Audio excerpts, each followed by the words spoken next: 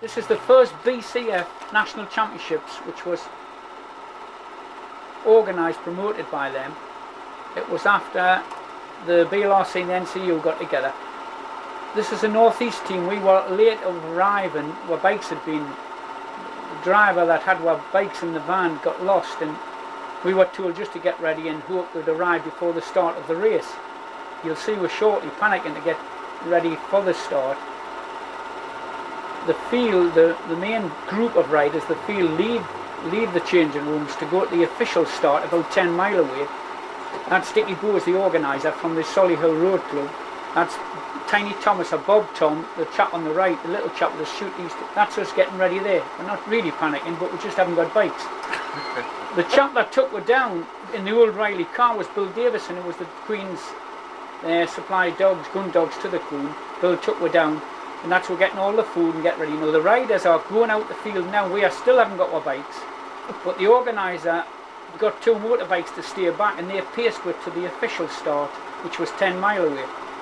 And the race itself was 120 miles, so we had a 10 mile warm up at about 40 mile an hour. Now this is in the town where the mayor starts the race for the official start. That's Derek Evans in the yellow, was national BLRC champion a few years ago. I finished 4th. That's Bill Bradley, that went on to win the Tour of Britain twice and also the national championships twice. Little Denny Tarr in the blue, he's the precious stones dealer. He's a chauffeur driven Rolls Royce. He's a millionaire now. That's my brother Norman Baty from the Tyneville of the northeast, and that's myself, Bill. But he hasn't got his lucky hat on the day. That's Jimmy Hines from the Southern Road Club, international rider. That's Ray Booty in the centre with the green sleeves, the British best all round. That the lad next to him in the yellow was Eric Thompson, who won the Ampere Games road race. And that's the start of the race. This, compared to the other nationals, is a very flat course, and normally it's a fast race, but you have a job getting away because they're all fit fellas, and you'll get a group of riders away and they'll pull them back, and another group will go and they'll pull them back.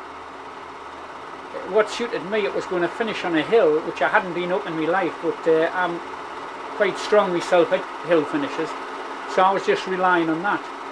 And after this 10 mile motor pace start we had, we sat in for a while to recover. And you'll notice also in here some of the old fashioned cars on the roads. As we said before, the roads weren't busy in them days. This leading rider is Doug Collins, an international, finished with the red sleeves there, finished 4th in the milk race. And this is a right mixture of riders from all parts of the country, Scotland, England and Wales. And we'll have a breakaway here, I think, of a couple of riders trying to get an early lead. And you can see the group in the background. That's Bill Seger, last year's NCU national champion. And that's Greaves in the blue from Coventry, international lad. And that lad in the green there just gone past us, Keith Butler. His dad was world champion at one time. Keith went on to be an international, won the Tour of Scotland. His son now is one of the top international road race in the country at the moment for time trial in road racing.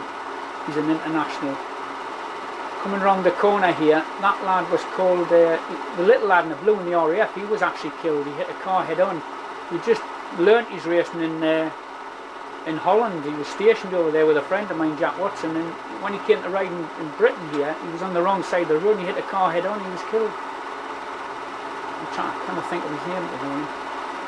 And there's the group away up there. I'll point out the local riders are of interest. Now I have a break with this Ray Booty, the British time trial champion, and Billy Holmes. Now Billy Holmes went on to win the milk race. I rode in the same team as Billy there at the front in the blue. He was national 25 mile champion, and also he went on to win the milk race 1961. He's trying to break away there. Haskell's up, well up in the group. There's the field all together still. That's Norman Baty, the Tyneville or the North East representative.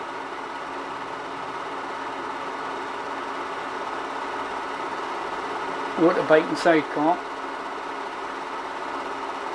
That's a Ford Thames van, I think, isn't it? Little car. Now I think those two, there's another break going. Booty and Holmes have been caught, I think, and there's another group going away. but there's the field chasing hard after them, so I don't think they'll stay away. As it happens, this goes on all day. They're splitting and regrouping, splitting and regrouping, and at the very end there's a sprint of 30, 38, 37, 38 riders, and it's just a big sprint finish, but it, as I say, it finishes up a hill, so that suited me. This is Keith Butler, the lad I was telling you from the Southern Paragon Road Club years. Then he was an international, but his dad was represented Great Britain in the World Championships and the Olympics. A top international was his father, and his son now is a top international, and he's won many races like the Isle of Man, and he's been national 100-mile and 50-mile champion. There's the group splitting again on a bit of a drag.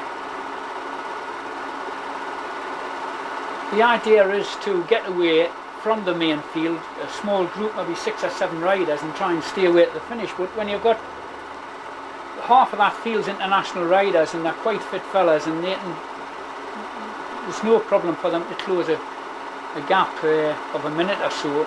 But Butler's actually stayed out for quite a while.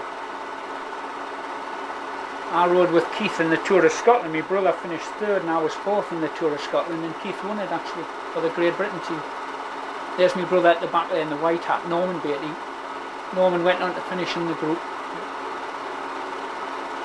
There's Norman Taylor in the red sleeves and the blue. North East, other representative. There was 3 representing the North East. Was Norman Taylor of the Cheviot Road Club, Bill Baty, Norman Baty of the Tyne Velo. That was the team representing the North East. And Milton Newton in the Armstrong Sibley. I took these films. Milton took us down. I'm lying again. He didn't. The dogs, did he? The dogs. Gun dog trainer took it down. Bill Davison, the Queen's dog trainer. If you notice some of the cars on the road, there's quite a lot of collector's items. I wouldn't mind some of those vehicles now, some old-fashioned ones. They're just the club fellas around the circuit watching the race. As I say, it was held in the Midlands, and the Solihull Road Club promoted the race. There's Butler being caught, and the main field's regrouping again. Jimmy Hines and the Gold the way through. There's Bill Baty way through in the white hat, and there's Keith Butler, who was away number 20, and he's been caught, so he didn't stay away. Now here's another break. Somebody else trying their luck. This fella, I think, is John Clary. He went on to win the Vaux Trophy and ride the Tour de France. There's Pete Ward in the blue way through. He was one of the top union men for the West. He's one of the top union officials in the country. And there's club fellas going back to the finish on their bikes to see the finish of the race. And Milton is going back to try and, well, you get a photograph of the film of the finish of the result.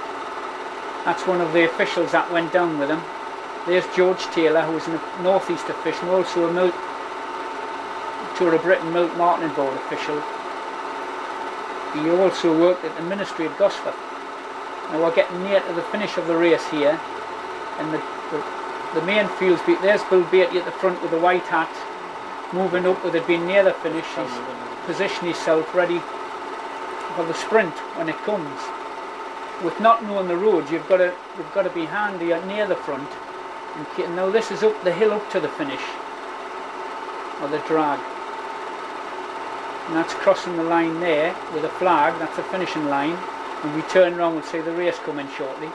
As I say, there was 37, 38 in the sprint, and it was a close thing, but Bill Baty won it. That was what happened is going up the hill was splitting, and my knee hit the gear lever and it went into top gear, 112-inch gear, which is normally used for going downhill.